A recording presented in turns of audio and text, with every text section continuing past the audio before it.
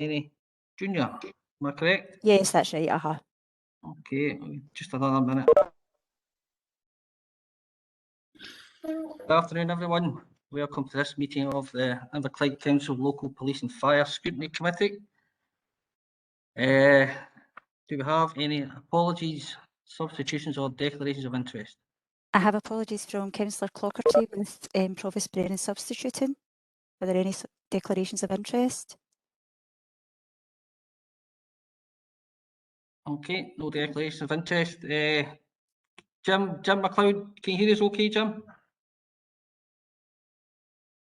Yes, Tommy, thank you.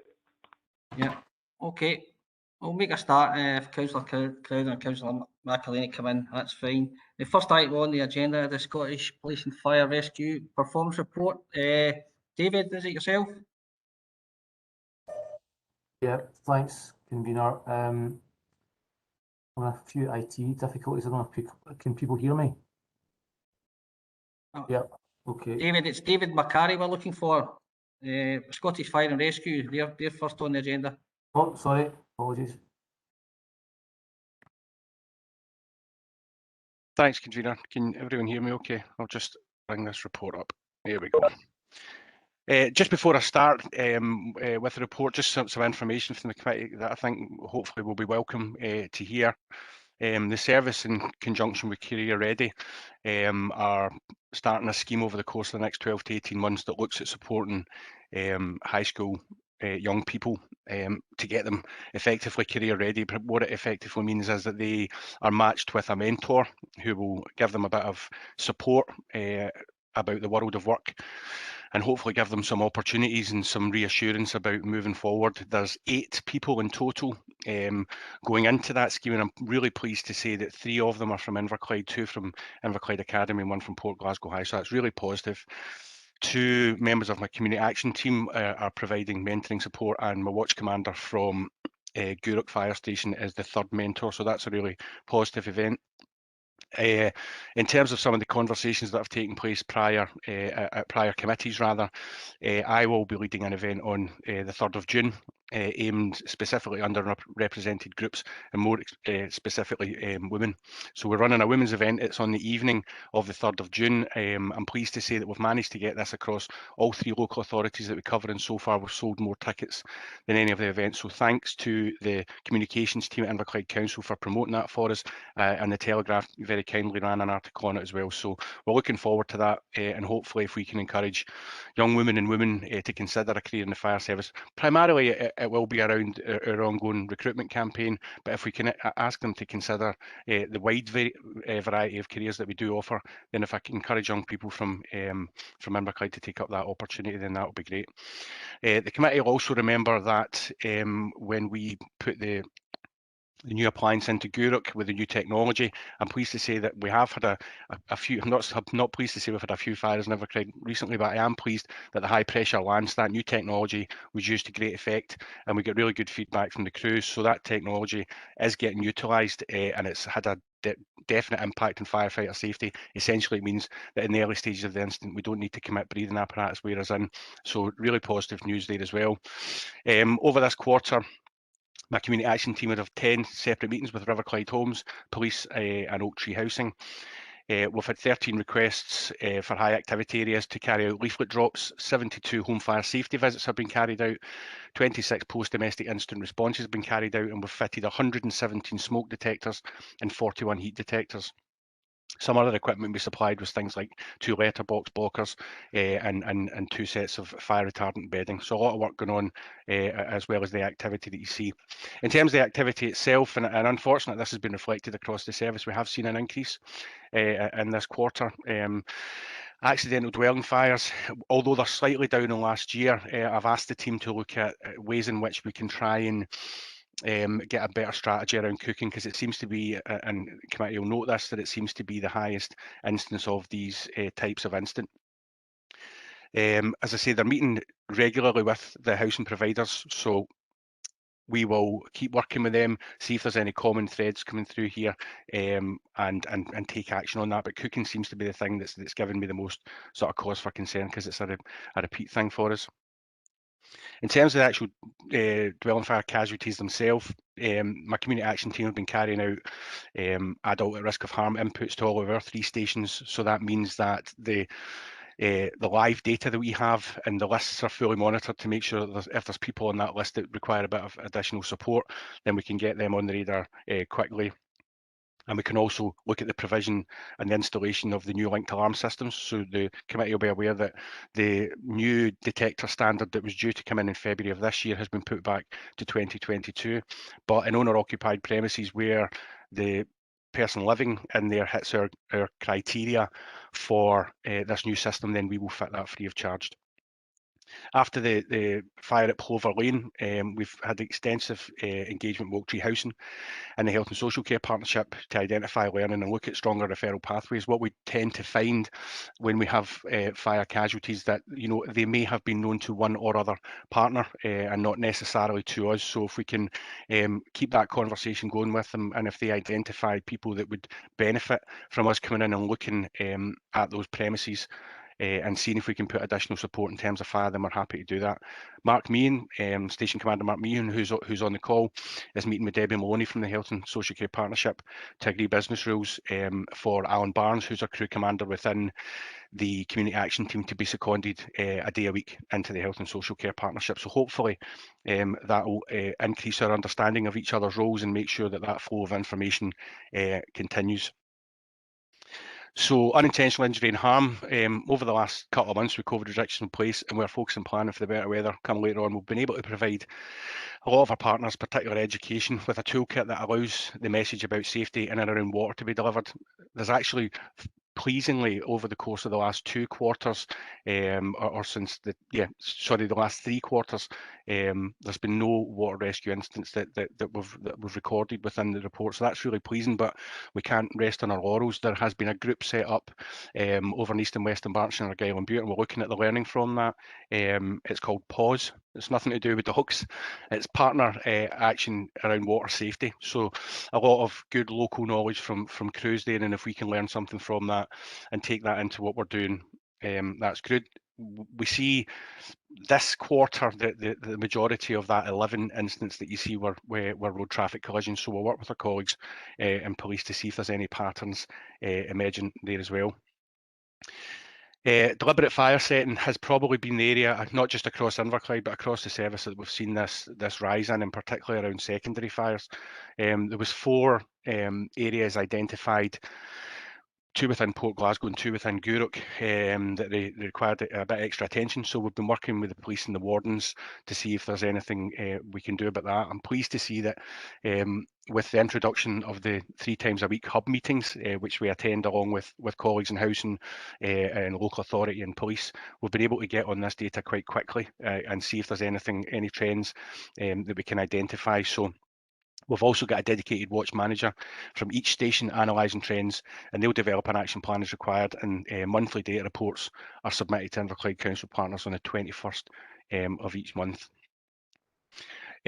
Non-domestic fire safety, this has probably been an area that's been challenging for the service. As committee will be aware, this is the area where our protection officers go out and engage with businesses, not just post-fire, but as part of our annual inspection programme. And because of the restrictions, haven't been able to do this, and they've been doing it largely on a virtual platform. In the run-up to COP26, we've been looking at a lot of sleeping premises, and some that hadn't previously potentially been registered, and just seeing if they were actually relevant to us and required any attention. Post-fire audits have now started. So, for example, we've got 3 that have been done and 6 that were outstanding. So accessories for you in West Blackhall Street, Red Nightclub in Greenock, the Spa in Princes Street, Port Glasgow, which was closed due to renovations, Costcutter in Roxburgh Street, the Old Art Guild Theatre.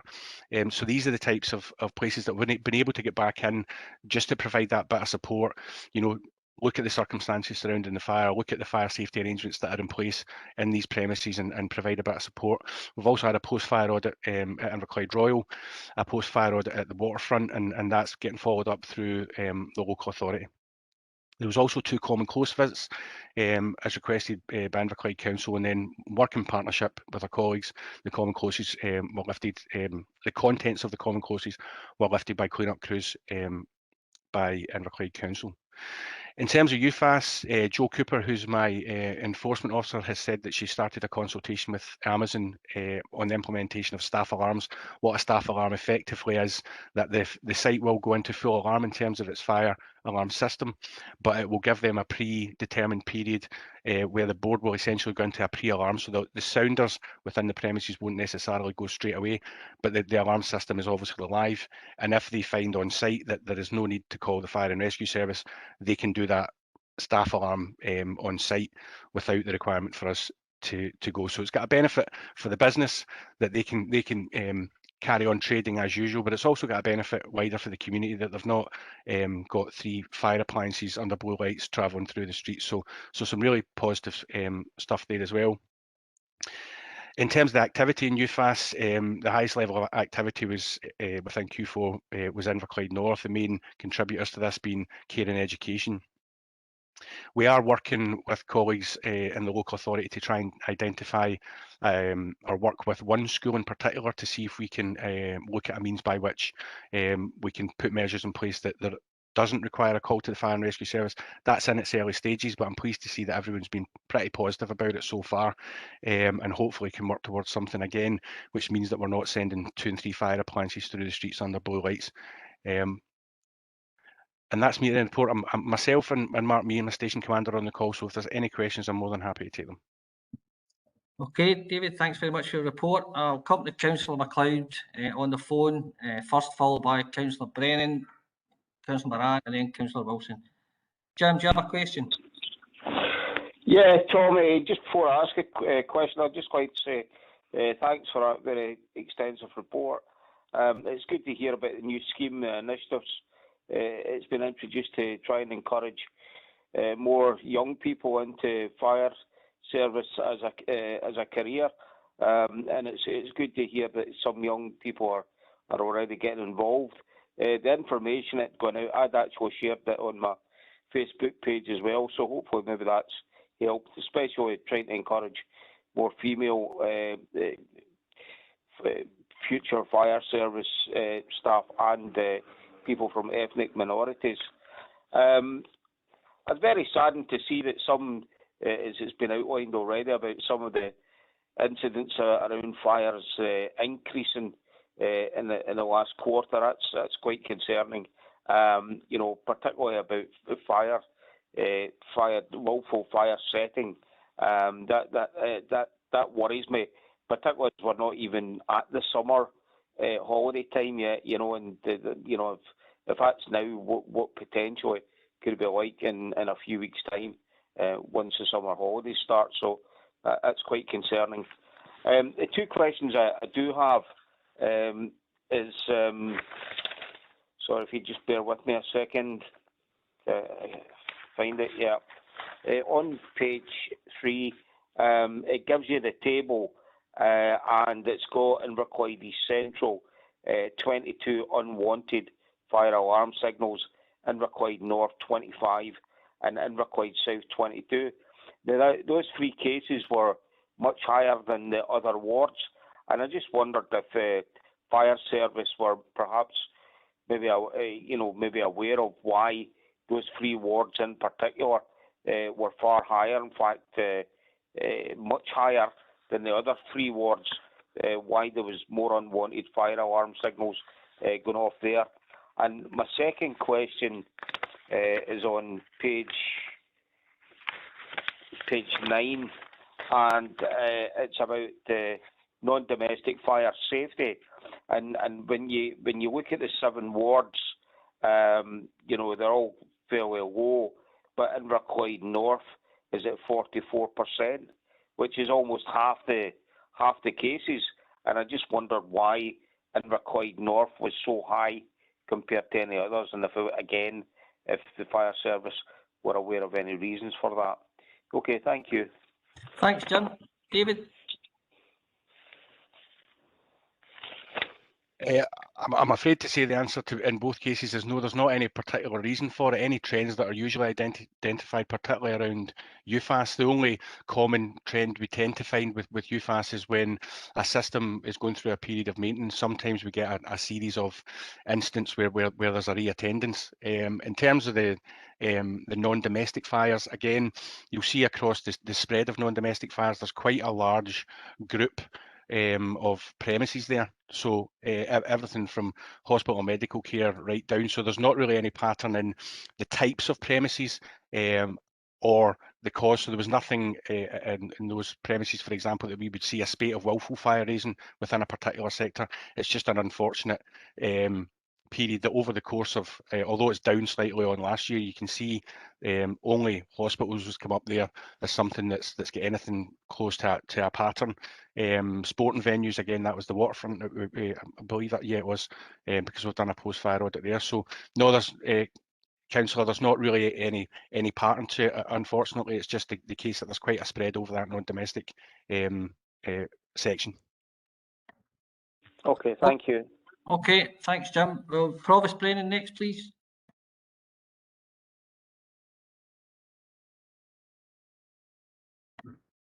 You're on mute, Martin. Thanks, Tom. It's great to be speaking to a fellow crawl hose campaigner. But the question I have for David is this. A couple of questions, David. Page 3, it refers to deliberate fire setting. Is this just malicious mischief? And I shouldn't say just malicious mischief because it's very dangerous. Or is there something even more sinister involved? Certainly for the secondary fires, largely it is that element where it is a bit of mischief. It's about, for us, identifying where these particular reporting areas are and speaking with colleagues to see if we can find a solution. Part of that will be refuse fires, although you see this quarter the percentage of secondary fires to primary, so primary being those sort of refuse and fires, and the secondary being largely sort of grass and hay sort of fires.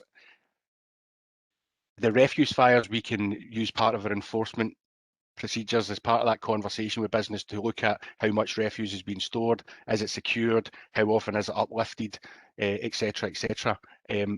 But with regards to the secondary fires that are outlying in the countryside, it's a challenge for us. I'm not going to lie, it is a challenge for us to see how you get ahead of that, because the pattern does come around every year. But we do have good partners locally. As I said, with the introduction of that Monday, Wednesday, Friday meeting now, we are trying our best to get on top of it. So it's nothing overtly criminal. No. I know it is criminal, but I'm talking about. Well, in that sense, yes, I would agree. But no, there's no criminality in that sense. There's no sort of organisation to it to give you some comfort. Okay. Thanks very much, David, and thanks again for the very comprehensive report. My other question would be this: I noticed in page 6 when it references nature of injury, 50% of those fall into the category of other. Can you expand on that other? So I'm just getting it. It's page 6. Page 6. Oh. Sorry, I'm not seeing that. Oh, it'll be a category that's out with what we record on our system. Mark, I don't know if can you expand on that? That high number, it will be, we have moderate, what we class as slight or moderate smoke inhalation. I see. Right. Okay, Provost. Okay, no, something else I want to ask. I'm sorry about going on about this, but I'll be as brief as possible. I got constituency inquiries last September 2020, about the former art school building in Campbell Street. And the constituents said that there had been a number of fires at the building. And I contacted Sergeant Lawston, he's the Lalo he's our police Lalo. He's a very capable officer. But eventually the building, which is owned by Peel Ports, it burned down completely. Was this building on your radar, David? It's not certainly something at the time that had been flagged to me, Provost. It's in terms of being insecure. I don't know if Jason's on the call. If you can recall anything at that time, I'm not aware of that building being reported to us with any regularity. And Mark, unless you can add to that.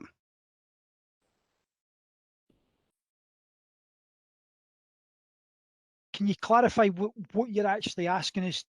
No, what I'm asking is this. A constituent reported that were youngsters setting fires outside and within the building, she said.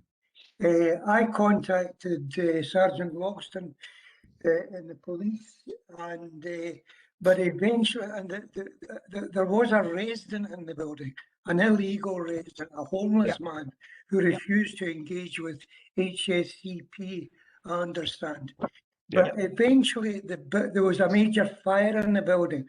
I was wondering if you had contact with any other agency prior to that, and you had been alerted to this. Yes, we had. Yes. The local crews were well aware of the building. Through our community intelligence reporting, we had shared that information with Police Scotland and partners. In relation to the rough sleeper, that had been referred on to. I can double check that and come back to you on the detail of that, but that was referred to partners in health and social care as well. But there was no mechanism to formally engage with the rough sleeper. It was well known to the local crews. That was shared with partners as well, so we did know of him. He wouldn't engage with HSCP. No. Luckily, he wasn't in the building, I understand. No, he wasn't. So you can imagine the challenge that has for fire service, with potentially that being what's classed as a person's reported incident, was a challenge for the crew. So when we were well aware he was setting fires within their small fires to keep his cell warm. Yeah. Okay, Mark. Okay, Mark. Thanks for that update. Maybe you can maybe update the Provost on after the meeting, give him some further details on that. It's a good point you raised, Provost. Is that you, Martin? Can we move on? Yes, certainly. Yeah, Thanks very much, Tommy. Thank you, David. Councillor Moran, please. Well, thank you, Convener. Thank you, David, for the report, a very comprehensive report that it always is. And the great emphasis on protection, always saying, prevention is better than cure any day of the week. Is that on that line I'd like to speak to, David? You seem to have good working with RSLs and the council, of course. But recently we had quite a serious fire in Inverkip, which is a more affluent area of Inverclyde. And the big problem there is, without getting into any details, is the garden sheds what the people keep in sheds, or is it just how they're conducting barbecues and such like? So under them circumstances, would the service maybe do a wee letter drop to them type of houses, warning them of the stuff that they've got in their sheds, and more importantly, how to conduct a barbecue, because the consequences, as we've seen in Inverkip, were very serious. So I know it's good to work with the council and RSLs. Do we work with some of the more affluent areas, considering the devastation that fire that took place down in Inverkip? Councillor, I think you raise a really good point, and I'll bring Mark in a second. It's an incident that we discussed it at length. I think probably the one positive that I can take from it is that no one was hurt, and also the speed at which we got quite a number of resources there. But you're absolutely right. And how do you control somebody that's got storing something in a shed that gets heated and then ignites? And it shows you that whilst a lot of our preventative activities focus at those most vulnerable in our communities, something as simple as that can have quite a devastating effect, not just for one household, but two. Mark, I know we discussed this. Do you want to just come in there? Sure. Thanks, David. Councillor, I was in attendance at that incident, so I'm fully aware of the incident you're talking about. Just to give a bit of comfort, on that incident, we had 6 fire appliances at that, a command support unit, an aerial appliance, and we had 5 senior officers at that incident. So that shows you the level of support and cover that we have, or we can get into Inverclyde relatively quickly. And the actions of the crews that day was outstanding, because again, that came through as a person's reported incident. But in relation to engagement and prevention, on every domestic fire, we will review and carry out what we call a post-domestic incident response. and we will look what's relevant to that, and we'll look at what the emission sources are, and we'll do we can do an educational post-incident response towards it, and I'm happy to get the crews to look at that and it doesn't matter whether it's an affluent area or not, we will engage post-domestically with all the members of the community. Okay. Thank you. Just say, Mark, you know, I really do appreciate that. And I should have said that if I was offset, when he stays in the street, she was one of the ones that evacuated. And there was a real concern amongst the community down there, you know, if there's steps they could take to make sure it doesn't happen again, it would be really amazing if we could do something to really ease their fears, you know, because they were pretty upset by it, as you can imagine.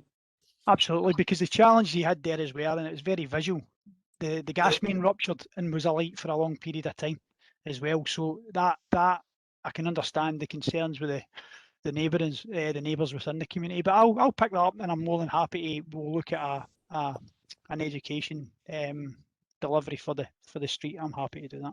Yeah. Okay, thanks, Mark. Thanks, Robert. Okay, moving on, we'll now have the dulcet tones of Councillor Wilson, followed by Councillor Quinn and Councillor Crowther. Thank you. To David, excellent report. Statistics. I share the statistics with my constituents, and I know that they appreciate them. They're really good. But my question is more very, very much a domestic one. Have you managed to sort out the flagpole at the Greenock police station to allow it to have flags up even at half-mast? Councillor Wilson, I know it's very odd how some ancillary items that are out with operational equipment come back and bite us on the proverbial. It was a disconnect, unfortunately, between our property adaptation people who had been focusing in on a lot of COVID security and all this stuff around the stations, and unfortunately that hadn't been repaired. And I had a dialogue with the crews. Actually, I was walking around Sainsbury's because I was saying, right, we need to find a remedial solution here, because what I didn't want to get was our crews being criticised for hiding under some sort of health and safety banner, which would have been unfortunate because we've got fantastic people. But it became apparent that we couldn't have secured a flag on that pole, and the last thing we wanted was the Union flag lying in a pile of mud at the bottom of a flagpole at the station. So we're on it. It was just, I say, very unfortunate timing. However, I have to say the crews paid their respects outside the station, as did all crews across Inverclyde, and the chief officer wrote personally to Her Majesty. So I think we had it covered. But yeah, it's something that just comes completely in from left field, and you find yourself fighting a rearguard action again. But no, it's all in hand. Thank you, David. I shall relay that to my constituents. Thank you. Thank you, David. Councillor Quinn, please. Yeah, thank you. Thanks, David, for your report. Just wanted to touch on the grass fires. Obviously, just from a selfish point of view, being the councillor for Duroc, it's been causing a wee bit of alarm. Obviously, recently it quietened down for a wee bit, but now that we've got the kind of bank holiday weekend coming up now, and obviously summer coming up, then that's still a wee bit of concern. Clearly deliberate fire raising, because I think they'd seen the culprits running off, so it seems to be on social media a new activity and a bit of a game. So sometimes these games don't work out, so it would be good just to get a wee bit of reassurance on that. What is the plan going forward? And just secondly, on where you started, just under your recruitment for the underrepresented groups, I was delighted as Women's Champion to be involved in that, encouraging women to come forward and join the service. I had shared that in my own page, and I've got a kind of online women's forum. I'm one of the I call her a young woman, you know, I'm thinking she is a young woman in me, I'm kind of getting on a bit. She'd finished university and looked for a career in the fire service. Well, she was between the fire service and the ambulance service. But she'd actually gave me some really positive feedback that she had visited Port Glasgow Fire Station, and the crews there had spent a bit of time with her, taking her through what was required in terms of the sort of fitness test, and sort of preparing her for that. Unfortunately, he's lost out to the ambulance service in the long run, but actually the work that she's doing through the COVID pandemic, I think you wouldn't begrudge the ambulance service of her skills. But I just really wanted to pass that on. And actually on that forum, she's actually had a number of conversations with some other younger females that are potentially interested. So although she didn't choose you, she's actually been a good advocate, and she's doing her bit to encourage people to come along to the session. So I just really wanted to pass on some of that positive feedback. Thanks. So the first question was around the secondary fires.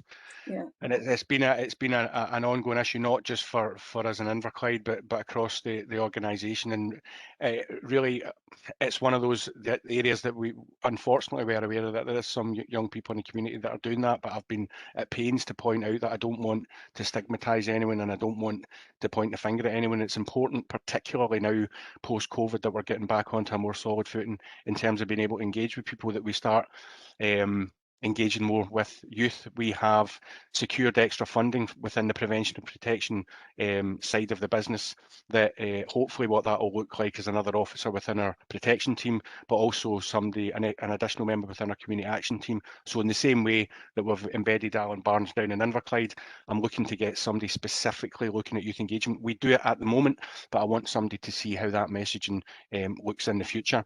In terms of your friend and colleague that's joined the ambulance service, that's great. And I think the whole driver for me around this is that, I want, as a cluster leader in Inverclyde, to make sure that people get the best opportunity to consider a career with us as a firefighter or otherwise. These events, whilst are targeted at specific underrepresented groups in the workforce, anyone can walk into a fire station and hopefully get that support, regardless of who they are, and I would encourage that. But these events are really important to me. If I can encourage a woman or a young woman to come in and join the service, what better message for me to send them back to a school in Inverclyde to say, I was sitting in the same seat you were, and now I've got a career in the fire service, and their job prospects and their life prospects improve. So for me, that's the best ambassador, not me standing there as a group commander saying, why don't you come and work? If I can get somebody from Inverclyde, into the service and supported and trained as a professional firefighter, and then send them back into the community, for me, that's the best message I can do. So I'm really looking forward to it. I'm pleased to say we've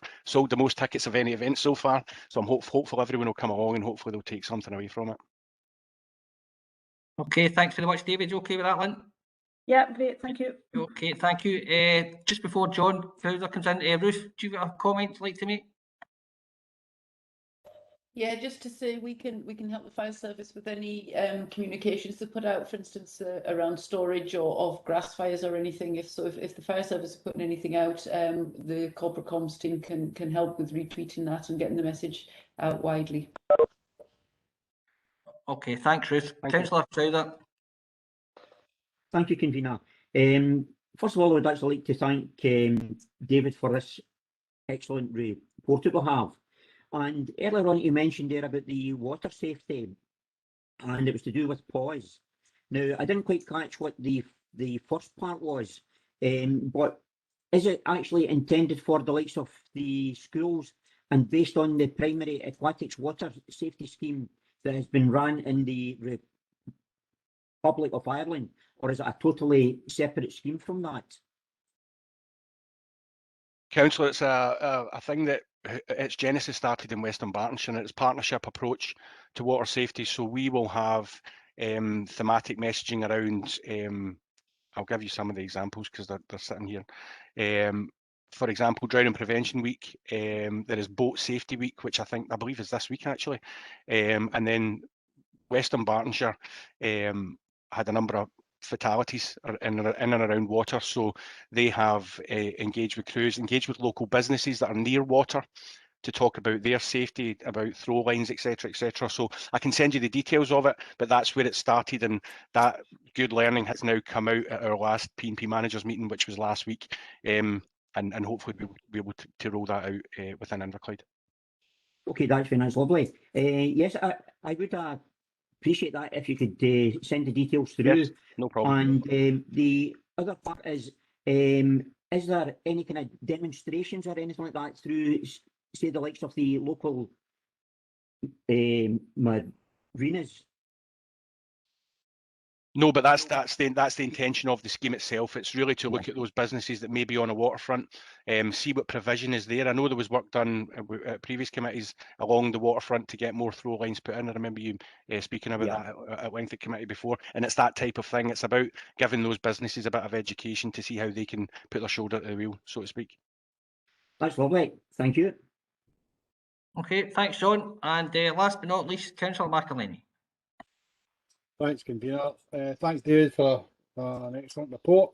To pick up on something that was said earlier on regarding response time, particularly the Inverkip fire, I'm looking at thing in the round, and I apologise in advance to my planning board convener, because this is something I probably should know.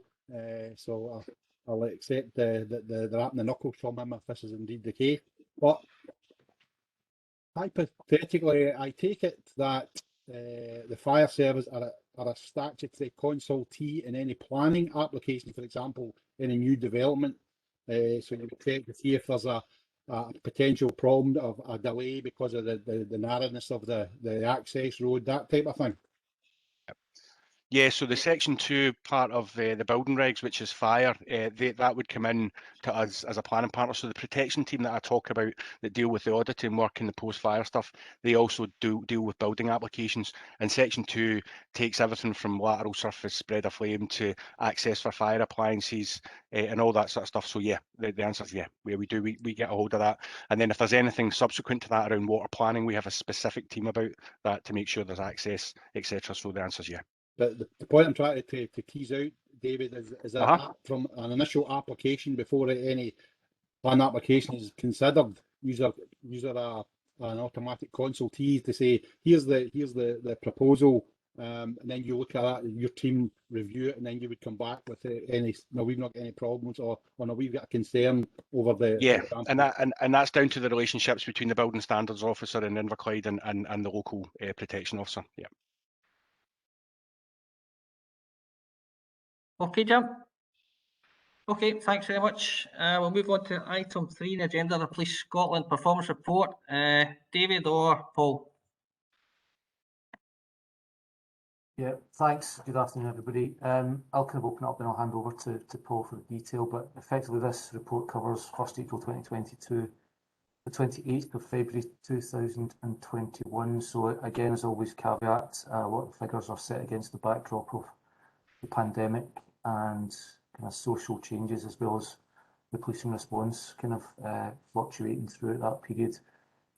We've kept the kind of highlights along familiar lines. The report is under a bit of review to cater for particularly complaints about the police, which we'll get into a bit more detail later on. But at that point, I'll hand over to Paul just for the highlights, please. Yep, okay, thank you very much.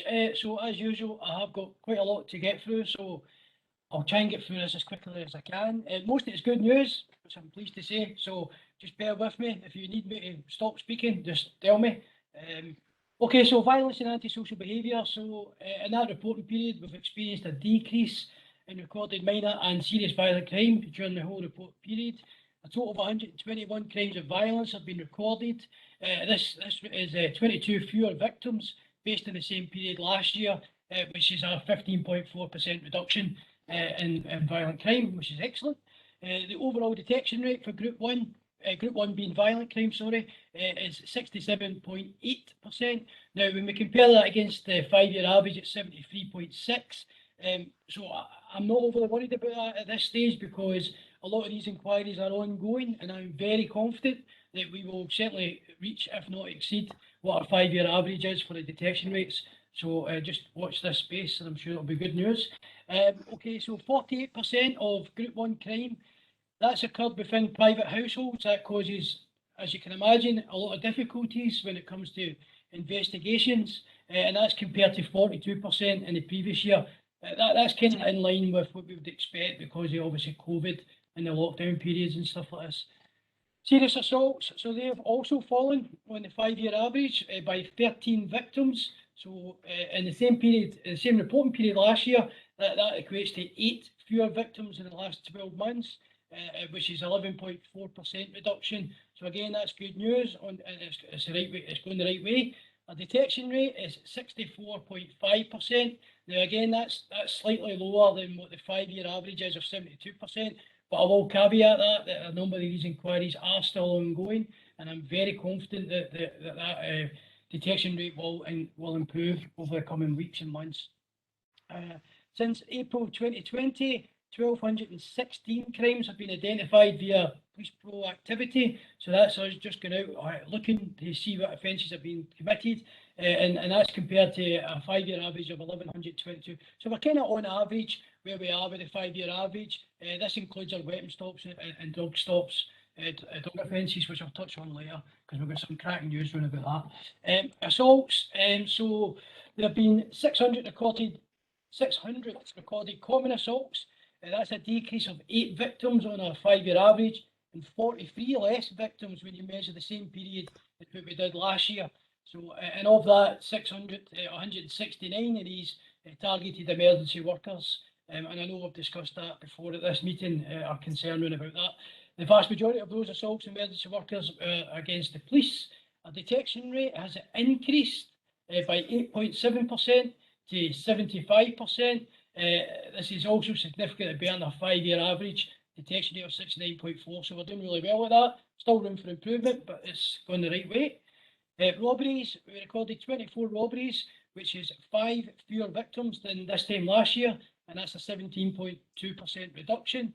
Our detection rate is 75% for robberies, which is higher than last year's figure of 62.1% and the 5-year average of 71.9%. So that again, that's going the right way. Fire raisings, so 46 fire raising claims have been recorded by the police, and this is slightly below the 5-year average of 46.7. So we're kind of on a par with where we were 5 years ago. Our fire raising governance group that maintains an overview of the fires to ensure that we take appropriate action and to detect wherever possible. So that continues in the division. Current detection rate is 23.4%.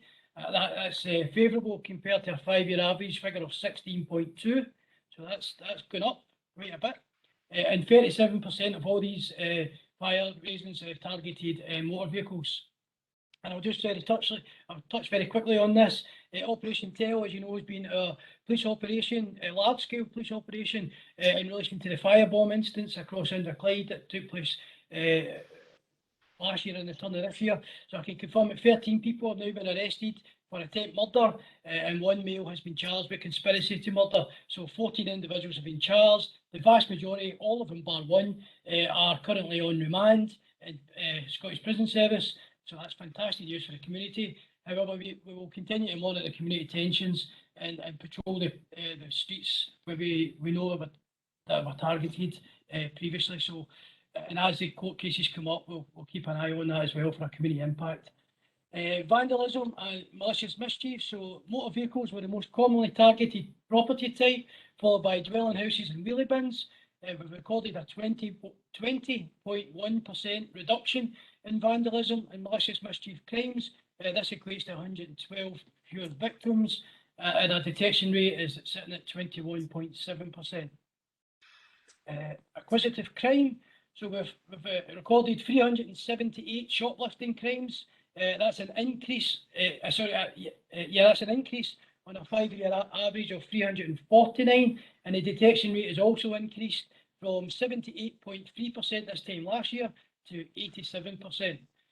Housebreaking crimes, including attempt housebreakings, have fallen from a 5-year average of 200, just slightly over 200, to 156. So that's a good fall, but it still needs to fall further. And we'll keep working away at that. Motor crimes decreased considerably from a 5-year average of 163 to 130. And theft from insecure motor vehicles continues to account for the highest proportion of these crimes. We've had one bogus collar incident in Inverclyde during this reporting period. We had a media campaign a couple of weeks back now, which was very positively received, and we're going to continue. We're going to look at that again later on in the year. Okay, so I'm moving on. So public protection. So reported sexual crimes have decreased by 37.1%. From a 5-year average of 140 to a total of 88 during this reporting period. And when you compare 88 this reporting period to 138 the same time last year, that represents 50 fewer victims and a 36.2% reduction in that area. The detection rate for sexual crimes is 60.2%. That's up on a 5-year average of 57.4% and significantly up in last year's detection rate of 49.3%. Rape detection rate is 85%. Again, that's up on last year's figure, significantly up when it was 42.7% and a 5-year average of 49.2%. Recorded rape has decreased from a 5-year average of 26 to 20, and 74% of all sexual crimes have occurred in dwelling houses. The important point to pick out for that is that's up from 63% in the previous year, so we've seen an increase in that. And both reports of both recent and non-recent sexual crimes fell compared to the previous year. 36% of these non-recent crimes involve victims under the age of 16 at the time of the offence, not at the time when they reported it, because many of them are much older now when they report it. Missing people, we've recorded 48 missing people in Inverclyde, and that's a decrease of 58%. Previous year it was 113 for the same period. The number of young people going missing from children's home has fallen also from 24 last year to 4 this year, which is excellent. And 71% of all missing people were traced within 24 hours, and 23% of those had been reported missing previously. And just on missing persons, we are about to start our not at home protocol, which I updated the board on at the last scrutiny board. So the not at home principle, that starts on the 1st of June for Inverclyde, and that's a great thing, certainly for policing and certainly for the homes for young people. Domestic abuse, so there has been 812 domestic abuse incidents that have been recorded, and that's down 3.9% of the previous year. That's in comparative terms across the whole of Scotland, so we're on a par with what's happening across Scotland. The instance result, so out of that 812, 493 of them resulted in domestic crimes and offences being recorded, and that's a reduction of 5.9% on the same time, this same period last year. And again, that's on a par with what's happening across Scotland. Domestic abuse of bail offences, they've increased from 39 to 66, or 69.2% increase in relation to bail offences, individuals who were out on domestic bail curfews or whatever. And our detection rate for domestic abuse crimes was 70.4%, which is an increase on last year's detection rate of 55%. So that's a 15.4 rise on what we were doing last year. Major crime and terrorism, so we targeting serious organised crime continues to be a priority for the division. We have a subgroup which the divisional commander chairs, and we continue to have that focus on that. Within the division, we continue to manage 2 serious organised crime groups, one of which predominantly impacts across Inverclyde. And trust me, and I'm on this every day, everyone about that. And we have planned days of action that have already taken place. We've got other days that will take place in the coming weeks and months, and I'll update you as that happens. Drugs. So year to date, there's been 52 detections of drug supply, production and cultivation offences. That compares to a 5-year average of 70.2. I will put an absolute massive caveat in about that, is that I am very confident that that number will be significantly higher. A number of these cases are currently sitting waiting for analysis at the lab. Unfortunately, it does take a wee bit of time, just because of the type of drugs that we're sending away. But I'm very confident that that is definitely going to be significantly higher than that. There's been a few seizures in the last couple of weeks. Jean Street, where we had £123,000 worth of cannabis cultivation seized. Yesterday, we had in Bute Street £30,000 worth of cannabis seized. And we've done a media campaign over the last 2 weeks to highlight our concerns, using our partners, Scottish Power, Scottish Fire and Rescue Services, Housing, community wardens, about the dangers of cannabis cultivations and the signs to look out for. So that, I think that's in the local newspapers today, and so we'll continue working away at that. Cybercrime, so in the period April to February, there have been 125 cyber crimes across Inverclyde. 48% of these are classed as financial and economic crimes. That's things like online fraud, and a further 18% were classed as threatening, abusive or violent behaviour. There is an increase in this type of crime, and we're trying to get ahead of that as much as we can by educating the public. I'm nearly finished. Road safety and road crime. So two road fatalities have occurred within the reporting period, and that's no change on the previous year. Serious road injuries, that's fallen by 61.5%. Slight injuries have also fallen by 67.3%. And to put that into context, that's 66 fewer victims on the roads. No children have been killed or seriously injured on the Inverclyde roads during this reporting period, and overall offences relating to vehicles fell from 1,481 to 1,038. We have, however, seen a significant increase in the recording of drink and in particular drug driving. So that's up 29.9%. I'm fully supported by our colleagues from Road Policing Department. They've already been doing this week. They've already got another drug driver, and we continue to combat that. But that is a significant increase in Inverclyde. Sorry, I'm nearly finished. Disqualified driving. So that's increased it's increased by 37.5%. So from eight offenders to 11. Put that in context. And insurance offences, that's increased by 54.9%. So from 142 drivers that were stopped with no car insurance, that's increased in the same period this year to 220. And again, that's a mixture of road policing coming down and community policing and all the other people that help us with that. Complaints against the police. So we have given a new format to complaints against the police, which I'll answer any questions on that in a second. So 47 complaints were received about the police during the reporting period. The new layout that you'll see, that equates to 100 allegations. So there could be one complaint, but maybe 5 allegations in that one complaint.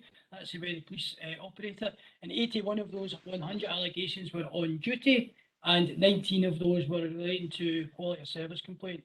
There is a new format that we're working on. The format that we're giving you on this occasion is a kind of just a temporary measure. Ruth Binks is chairing the short life working group to look at how we report back to the scrutiny board, so that I'm sure that will change slightly to a better format. And then just finally that's all the crime stuff. In terms of what are we doing in Inverclyde, so we've the partnership hub, and I'm absolutely delighted every time I hear the partnership hub getting mentioned by partners, and I've got a smile on my face.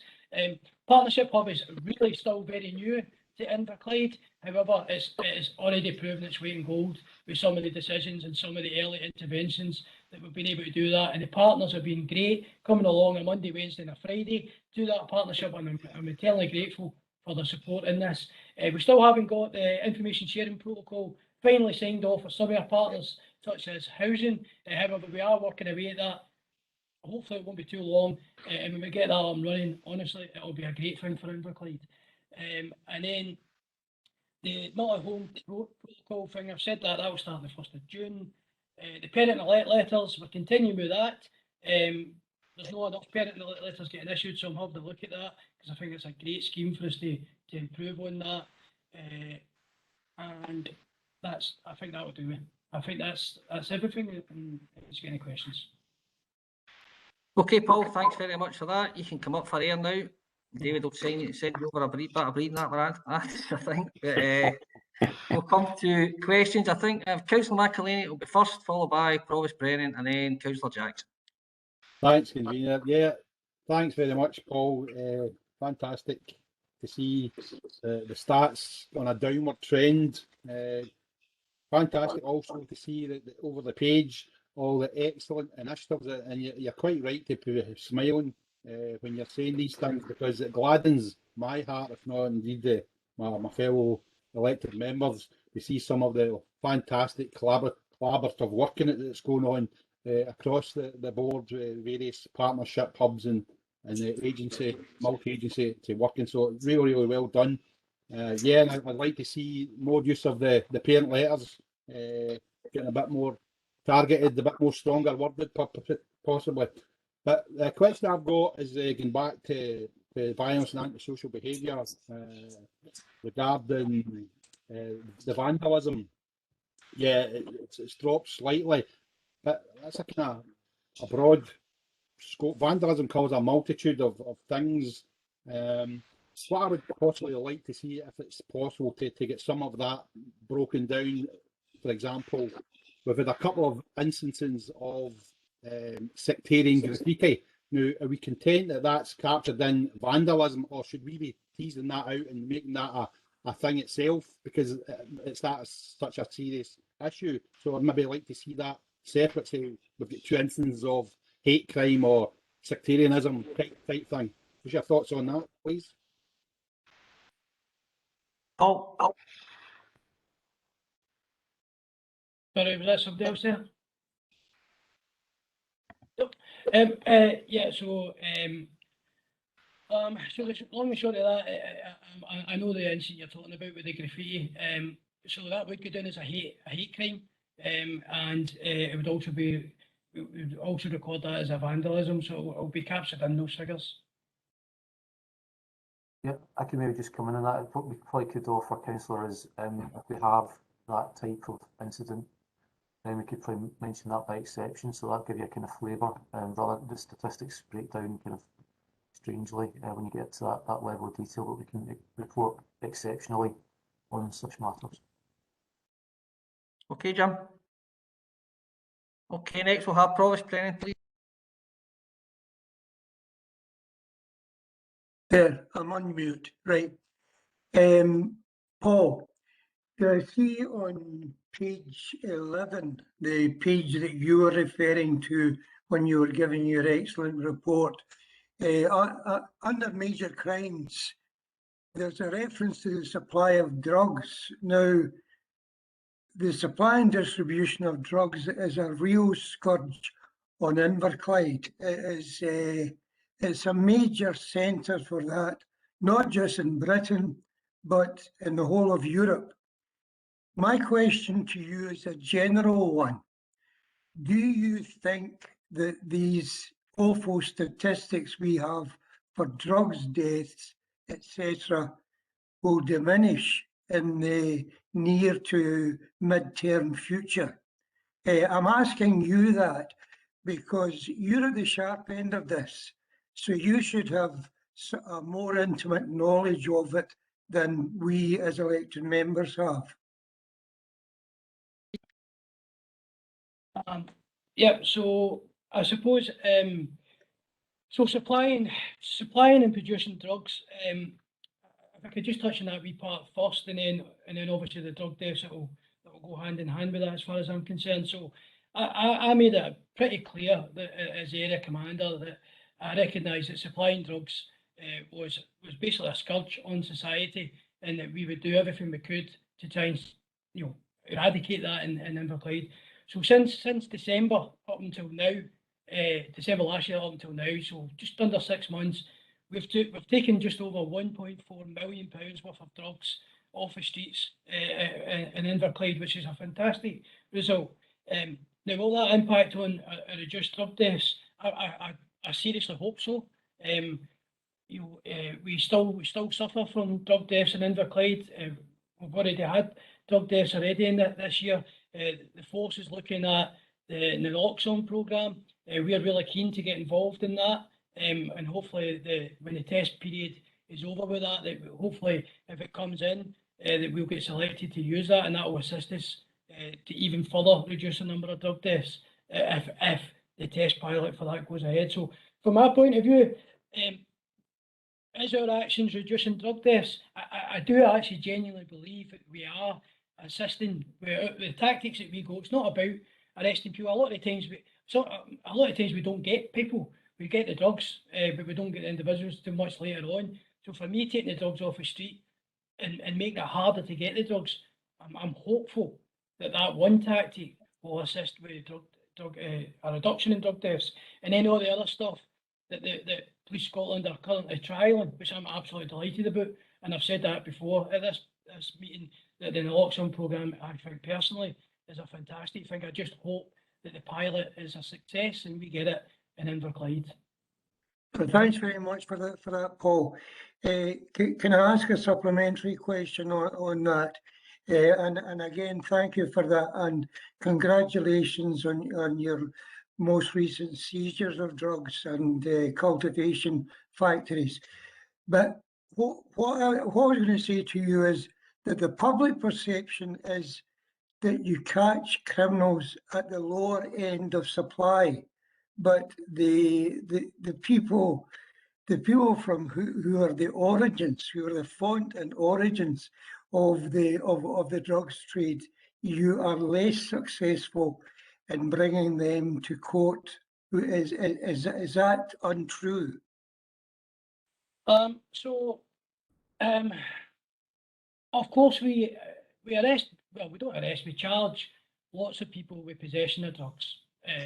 So that's at the lower end, where we do our stop search and we find people with illegal substances. The law states that those individuals will be charged, and that's what we do. In terms of what we are doing for the, I suppose, the Mr. Biggs, if you like, behind the scenes. So we have arrested several individuals, and we have, we've disrupted their drug, I'm not going to say empire, but their drugs trade in Inverclyde. I will keep doing that because I know that makes a positive difference, and I know it makes the community safer in Inverclyde. So yes, it's absolutely fantastic when we get the individuals, but equally it's absolutely fantastic when you take as much of the quantity of drugs off them. I mean, only this week we had and I done this on purpose. I make no apologies about this. I got the local newspaper to come and see what happens next with all the drug equipment that we seize. And there's hundreds of thousands of pounds worth of equipment that we have seized from these drug turns in the last 12 months that we get crushed. So it gets crushed. And for me, I just think that's a great message to send to the community, to say, we won't stop, we'll keep going. And if I can get some of the big players in the jail, honestly, we've got a fantastic prison here, HMP Greenock. I'd love to fill it, if I could, with individuals that are doing that, and I won't stop if that's what it takes. Thanks very much, Paul. Thank you. Okay, thank you, Provost. We'll have Councillor Jackson, followed by Councillor Crowser, Councillor Quint, and then Councillor MacLeod on the phone. Colin? Thanks, Tommy. My question kind of follows on from Martin's supplementary question there, and that's on the gangs involved. In the last 18 months, not including the kind of smaller cannabis farms, in the last 18 months, we've had 5 major cannabis farms discovered in Port Glasgow alone. Jean Street and Jute Street were mentioned, but 3 of these cannabis farms, the one in Jean Street, the one in High Holme Street, the one in the Bingo Hall, are all literally yards from each other. One of these, the Home Office, is investigating because 2 of those arrested are themselves suspected victims of modern day slavery. So I suppose my question is there any evidence that it's the same gang that is involved, or do we have 5 separate criminal gangs operating in Inverclyde? And if we do, what other type of criminality gangs involved in? So are these gangs, is this 5 separate incidents, or is it the same gang involved, and what other type of criminality are these gangs involved in? Thanks. Paul. Paul, can I just add on to that? I think Councillor Jackson reflects the thoughts of many people in this meeting and also across Inverclyde. That do we have a problem with an organisation or whatever who are setting up these various farms across, especially Port Glasgow and across Inverclyde? So that it's actually quite a difficult question to answer that, because these inquiries are still very much live and ongoing, and so I'm kind of reticent to say if it's the same individuals that are linked to all of them. They're not linked, certainly not linked to all of them. We are currently joining up the dots. There may be individuals who are linked to other ones, more than one. Is there a systemic problem in Inverclyde? I don't have the answer for that at the moment. I can't say yes or no until the inquiry is concluded. It's still very much trying to find out these individuals, who they are. there's issues running about the landlord registration and stuff like this as well for some of those premises.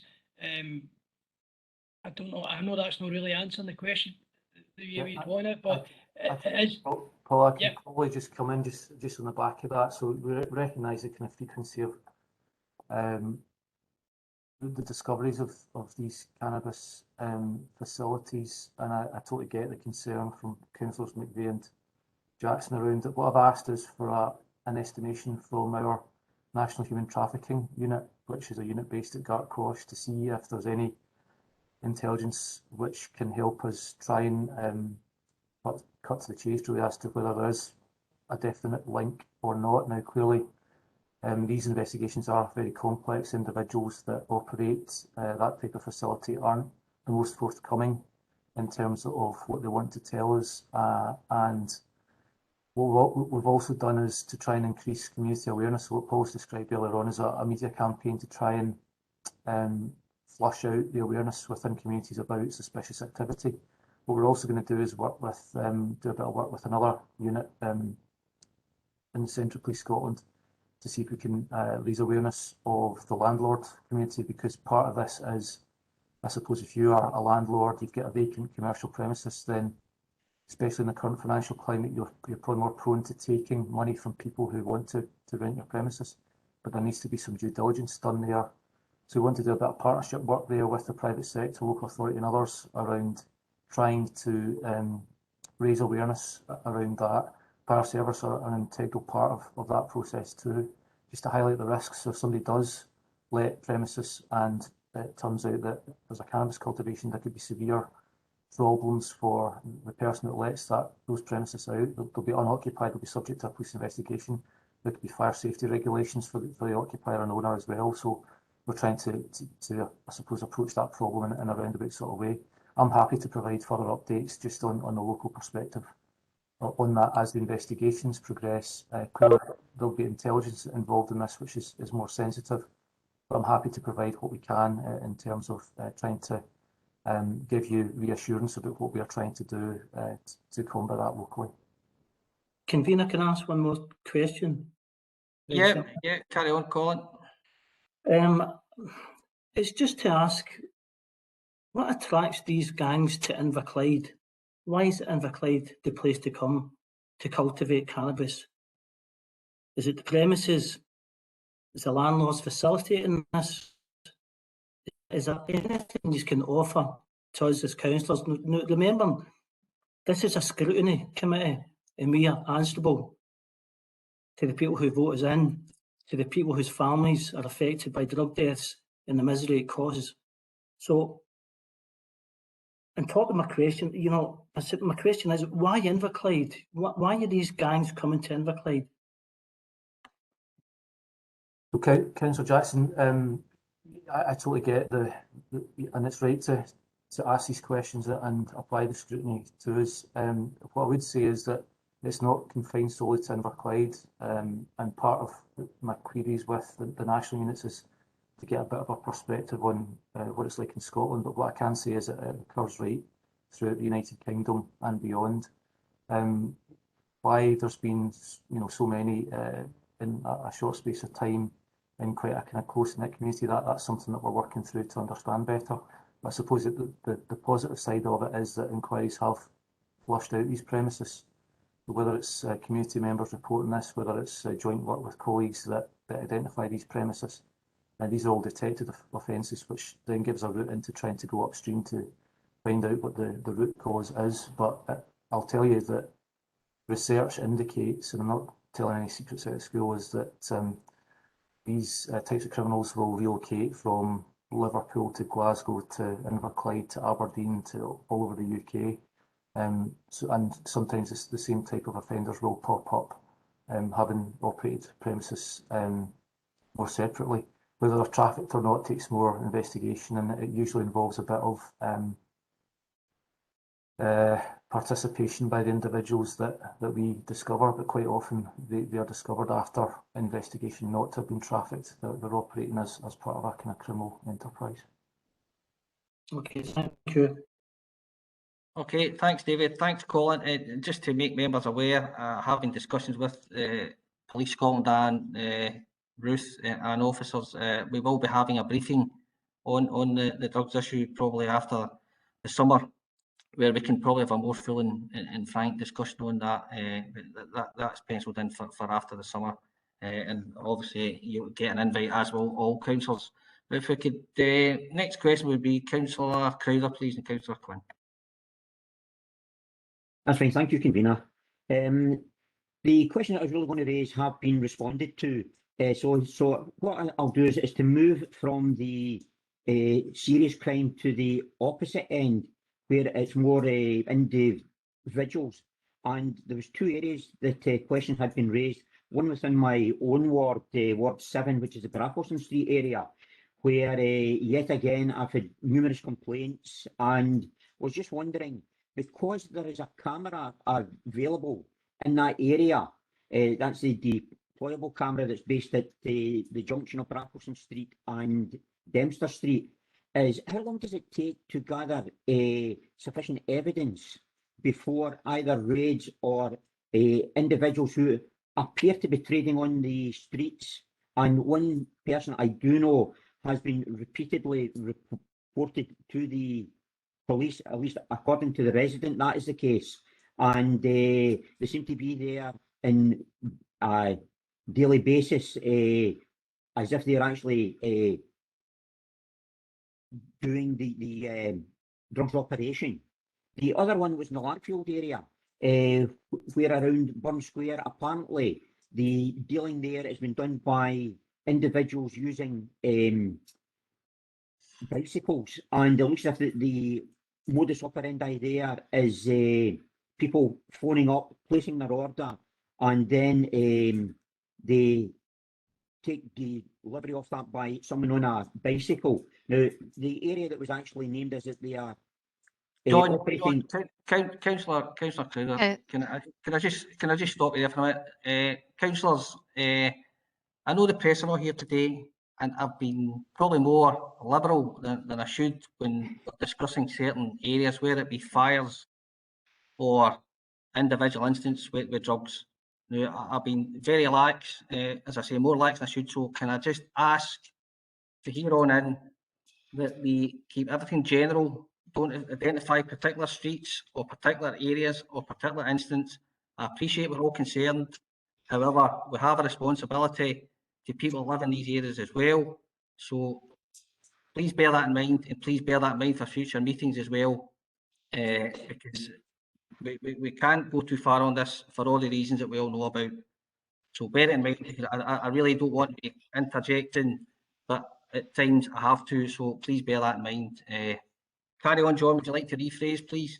Okay, basically, I would say that I've actually covered everything. Thank you for the intervention. I was aware that there was no press here, otherwise I would not have went down that line. That's fine, thank you. Okay, John, thanks, appreciate that. Paul or... Yeah, I'll try and just give you some reassurance to councillor. So in terms of any sources of evidence, then it depends on the individual circumstances as to whether there becomes a sufficiency of evidence. Camera footage itself wouldn't provide a sufficiency. It would need to be corroborated by other elements. So it would be part of the overall investigation, but a very valuable part that we do see used quite successfully. Yeah, Okay, thank you. I would just add to that as well that obviously we do have a plan round about where we think drug dealing is taking place, and we do use our powers under the Misuse of Drugs Act to search individuals, and we've been very successful in that over the last couple of months, and we've also been very successful in executing a number of warrants as well, so we'll continue to do that. And I suppose it's just a plea for me, because I am aware the media's here today, is that the community feel comfortable about telling us about these things. If they tell us about them, then we'll deal with it. You know, the cannabis cultivations, we've said, if you smell cannabis cultivation, if you think you smell a cannabis cultivation, let us know, we will deal with it. And it goes with any kind of drug deal. Okay, thank you. Okay, thanks, John. Well, Councillor Quinn and then Councillor MacLeod. Okay, thanks, Tommy. I'll keep it brief. It was kind of like a police interrogation today. It's so many questions you've got with Paul. So just a wee quick question on the partnership hub. So it's really encouraging to see that. Obviously, antisocial behaviour, especially in some of our flats, has become an issue personally in my ward, but also I know in other wards as well. So it's really encouraging to see the housing associations on there. But what I'm trying to explore is obviously in some scenarios we've got private landlords who are maybe not taking their landlord responsibilities seriously enough. So how are we going to integrate private landlords into that sort of partnership hub kind of model? So the difficulty we've got with the private landlords is an information sharing protocol that has to be signed. So that has to be agreed between lawyers, really, and that's currently where we're sitting just now with some of the housing associations. So the way we deal with it just now is, so the partnership hub is still in its infancy. So I know I keep repeating that, but it's only about 6 or 7 weeks old. It's brilliant you're all talking about it. So that's great. So it's here to stay. It's not going anywhere, and it's just going to get better. So the way we deal with it just now is we've got the information sharing protocol, and we do. The fire service have been given some excellent examples of where we can take that earlier action than we may well have done in the past, and it saves all the phone calls to various partners taking place, try to find who's the right person. Partnership hub will deal with it, and we keep an action log. What we would do in this scenario, so say it was a private landlord, and I've had scenarios like this over the last couple of weeks, then my own team here in the Police Scotland, we will link in with the council and we'll decide who the best person is to make that approach to the landlord and make him aware of whatever the concerns are. And then I suppose the next bit of that is we link it back to the council is their duties to comply with the landlord legislation and all the stuff that goes with that. If we don't think they're adhering to that, well then we might look at trying to get them off the register. But that would be a bespoke one-on-one type idea. But we definitely do that at the moment. Great, thanks.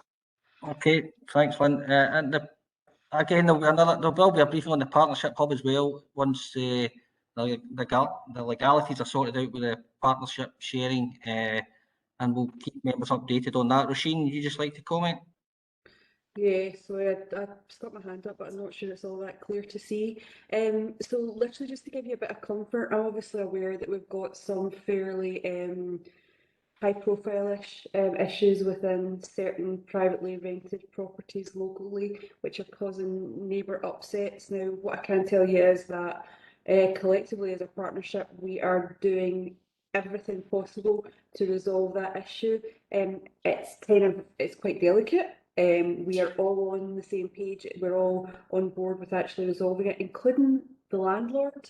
There was an issue with an agent of the landlord, but the landlord themselves are absolutely fully on board. So I would say that, you know, not everything is a quick fix, and I know that you know that, but we're all committed to resolving the issues. People have a right to have a quiet home life and, you know, not have to worry about what's going on round about them. And we actively engage with all landlords, whether it's private landlords, RSLs or otherwise, and we always have done.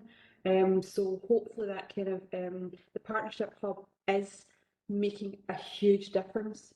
We have you know, information sharing protocols with ourselves and the RSLs. We're fine with ourselves and the police. What we're just tying up, as Paul has said, is the last bit between the police and the RSLs. But everyone is on the same page.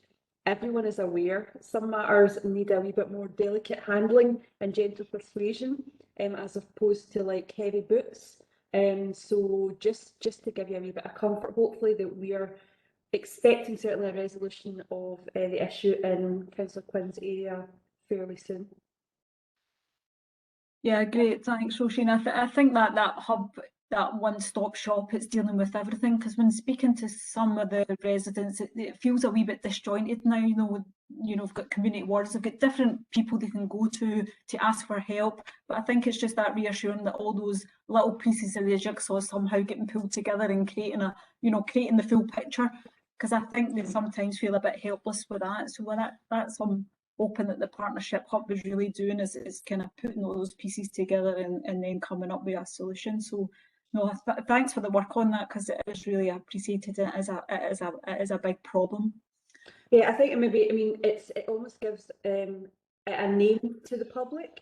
So effectively the public can look at it as being a partnership hub as if it's a new thing, but this is not new to us. And the warden's logs get fed into the police office every morning. Community intel goes into the police office. If there's anything going, you know, which needs the police need our assistance on, it comes back to us. So I think it is maybe just about we're not telling the story well enough to the members of the public to give them reassurance. But hopefully the partnership hub does that. Yeah, Councillor Quinn, that's the best description I've heard of a partnership hub. It's all the wee bits all coming together to get a bigger picture. That's exactly what it is. Okay, thanks very much, Paul. And I think there's a lot more to learn. I think as well, there's a degree of frustration from a councillor's point of view when we don't know and accept you can't share a lot with us, but we feel frustrated because you don't see things happening. And I think an explanation of the process would be good when we have that briefing and what you do and what you can do and what you can't do. But we'll move on, and I think it's Councillor MacLeod on the phone. Yeah, is that myself, Tommy? Carry on, Jim. Yeah, okay, thanks, Tommy. First of all, can I say thank you very much for a very good and extensive report. It's good to see a continuing trend of a reduction in crime in Inverclyde and indeed the increase in detection rates, which is also very good to see. And I think it's a congratulations to yourself, David and Paul, and all your police officers, and indeed, you know, within the council, the community warden service and others in helping to reach that. So my thanks for that. Regarding, I'm not going to say too much about the drugs issue. It's been well discussed earlier on, but it's concerned that, you know, quite a few of the incidents have been in my own ward, and I welcome the fact, Tommy, that it's going to be a briefing just after the summer holidays. That'll be welcome, an opportunity to ask some questions around that too. On the back page, it was good to read about many of the initiatives, including the hub, and I was very interested to see about the young probationary officer being inspired by Kirsty Boyd, who's an absolute excellent officer. I've known her for many years.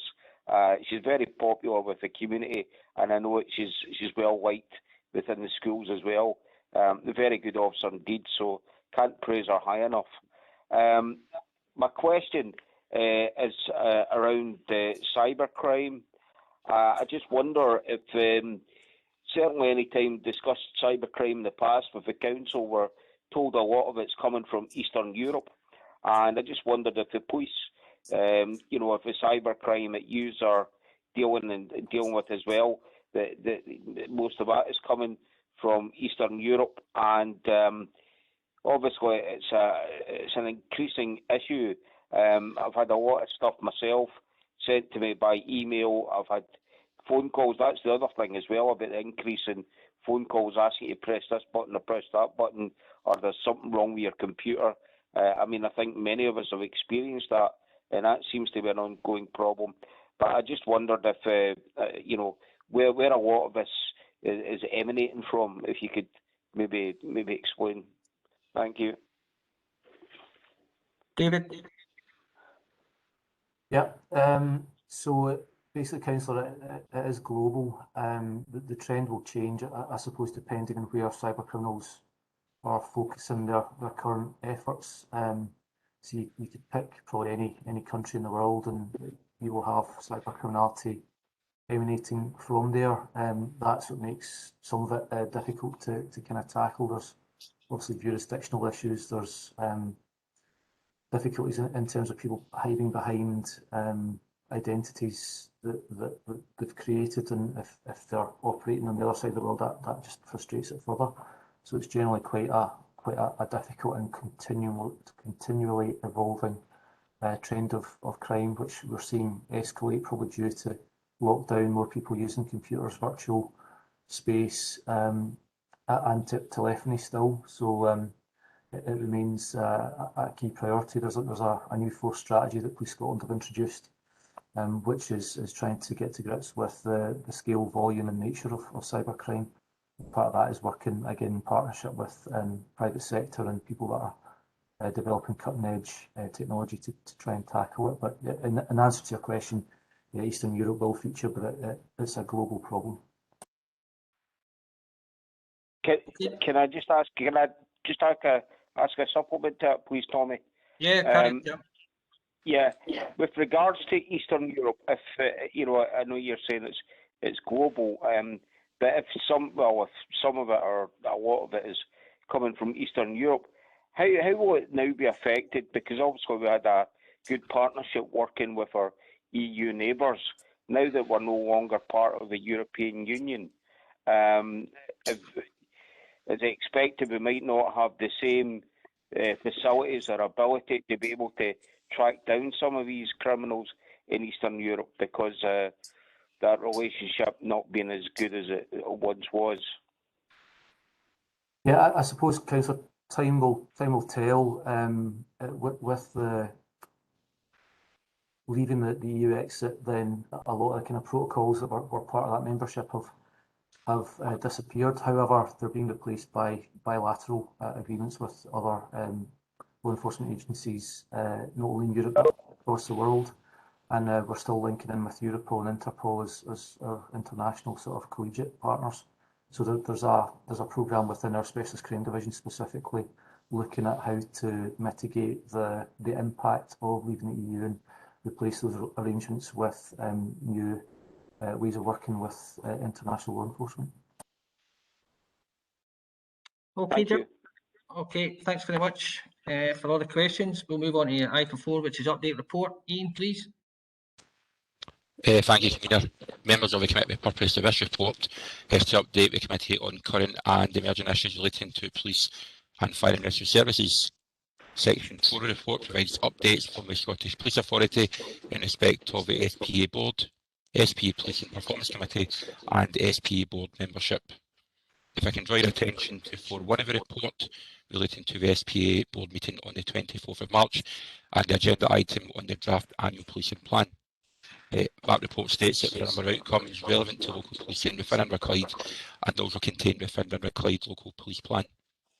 The 5 outcomes contained within the draft plan also considers a number of change activity functions, including public consultation and wider engagement programmes on the introduction of body-worn video. Members may wish to consider these as future discussion points. Section 5 of the report provides an update from Her Majesty's Inspectorate of Constabulary in Scotland and the crime audit of 2020. The aim of this audit was to assess the state, efficiency and effectiveness of crime recording by Police Scotland and the extent to which recording practice complies with the Scottish Crime Recording Standard and counting rules. The results of the audit show that Police Scotland's level of compliance is generally good. And that said, overall force figures failed to reach Police Scotland's self-imposed target of 95% compliance and mask variations in performance across the territorial divisions. If I may note, there are 2 important points to consider. First of all, the audit methodology and that the tests are carried out at divisional level. It's therefore important to note that it's not considered at a subdivision level or indeed a local authority level. So the tests are based in Renfrewshire and Inverclyde, and you will see from that a section of those tests which are results from the Renfrewshire and Inverclyde Policing Division. I also noted at the last meeting of the committee that the Scottish Parliament Justice Subcommittee on Policing had published their report on the use of remote piloted aircraft systems or drones and body-worn videos, and a link to that document is included for you at 6.1 of your report. There is also mentioned at 6.2 the legacy report of the subcommittee and its views on the future role of local scrutiny across Scotland. Section 7 notes an update of the Cause of Police Scrutiny Conveners Forum with Councillor McVeigh in attendance on behalf of the committee. The event focused on 3 specific issues, again remote piloted aircraft systems at 7.2, Police Scotland Taser capability at 7.3 and 7.4 focused on body-worn video rollout approach considerations. Those papers are linked for your information at both sections 4.2 and at section 7.3. Moving on to matters relating to fire and rescue, sections 8 and 9 outline activity both from the Service Board and Her Majesty's Fire Service Inspectorate. 8.1 notes for inclusion of the paper Local Fire and Rescue Plan Consolidated Review Report. And that report reaffirms the position of both the local senior officer for the area as well as the group commander at the previous committee meeting that the local fire plan for Inverclyde shows clear links with other community-based plans and that the local fire plan priorities are based on need. Also, Section 9 report, this focuses on the proposed inspection programme for 2021 and 2022 and is outlined for your information accordingly. Finally, and as noted previously by the local commander, there is an update on behalf of the committee in respect of how Police Scotland present statistical information and police complaints to each meeting. In April, the corporate director and local commander jointly hosted a meeting to progress these issues with representatives from Inverclyde Council, Renfrewshire Council and Police Scotland. As you'll see from today's Police Scotland report, this has reviewed the police complaint section and work is ongoing to refresh the performance report with any proposed changes brought back to the committee in the next cycle following the summer recess. This work concludes the verbal update of the paper and it's recommended that the committee notes the current and emerging national issues relating to police and fire and rescue matters. Thank you, Convener. Thank you very much, Ian. Do we have any questions on the report, councillors? Yeah, Tommy. Yes, Jim, carry on. Yeah, it's on page 17. It's under item 5 regarding the audit. And on page 17, it's the second bullet point. In respect of test, the compliance rate in 2020 ranged from 87 to 96%. The Renfrewshire and Inverclyde compliance rate was 87.1, which was down from 97.2% in 2016. I just wonder if you're aware of maybe any reasons why there's been a 10% fall in that 4-year period. Thanks. Convener, for yourself, certainly the report didn't get into any detail, but I wonder if the divisional commander may wish to make any comment on that, Mr. Duncan. Yeah, I'm happy to provide a bit of context. So clearly, first of all, the context of this is it's conducted in the first 3 months of 2020, so a bit of a gap between 2016 and 2020. It's quite a technical methodology that's used, and effectively trying to simplify for my poor brain is it's all about how we receive calls from the public, record an incident, which gives initial detail about what's being reported, and then how that translates into the investigation recording it as a crime. Now, we are satisfied that there are no major issues with how we get from an incident being reported through to it being recorded as a crime. What has dropped in quality is when the incidents get closed off, the detail that is required to be put in that incident to justify whether it's not a crime that's going to be recorded, whether it's just an incident, or whether it's going to be a crime and what the nature of that crime is going to be. So really our standards have dropped between 2016 and 2020 in terms of the level of the required detail to be recorded on those incidents that satisfies HMICS, that we are given a justification as to whether something is recorded as a crime or not. So what we're trying to do is put a review in place under the Detective Superintendent here, Jerry McBride, to make sure that that level of scrutiny, the rationale is being recorded. And what it does mean is we're going to have to put additional resource into our crime management function to make sure that we stand scrutiny for future audits. But I've been through it. I've been through the test methodology, the percentage figures across the crime groups, and I don't have any major concerns. But what we have through that period, probably for various reasons, probably because we've been concentrating on other aspects, the quality of the updates that have been recorded on those incidents have been called into question. Does that make sense? Yeah, it does. But earlier on in the meeting, I obviously praised the number of crimes being lower and detection rates being higher. But I just wondered if that 10% falling, based on your explanation, can you assure me that we're not missing out on any incidents or crimes through any reporting mechanisms? Yeah, I can give you that assurance that we're not complacent about it, which is why we're doing a review. But we do a daily check of incidents which are reported through the area commanders to the divisional commander at the morning meeting, and there's a lot of scrutiny applied to whether something is classified as a crime or not. And again, that is also audited on a daily basis by, we've got an individual detective inspector who's the crime manager in the division, and he, at present he carries out that audit in terms of making sure that the crime management system has the rationale put in place. The difficulty is around that incident management system because we get two separate systems. So it's really the at source system that's updated by divisional controllers that needs to be updated as I've described to make sure that we compare one system which marries up in detail with the outcome system on crime management. So yeah, I can give you the assurance that I've got no concerns about figures being off. There's separate and robust processes to ensure compliance. Okay, thanks for that. But just one last thing, just to be remiss of me if I didn't say it, that I have had one or two constituents in the recent past who have raised with me difficulties of getting through to the 101 number at times. So I just wondered if there was anything amongst that as well. Yeah. Okay, thanks. Okay, thanks very much, Jim. I'm not seeing any further questions in the chat, so if there's no further questions, members, we'll bring the meeting to a conclusion. So thanks very much for your attendance and your contribution and your questions. Thank you. Actually, thank you. Thank you. Bye then.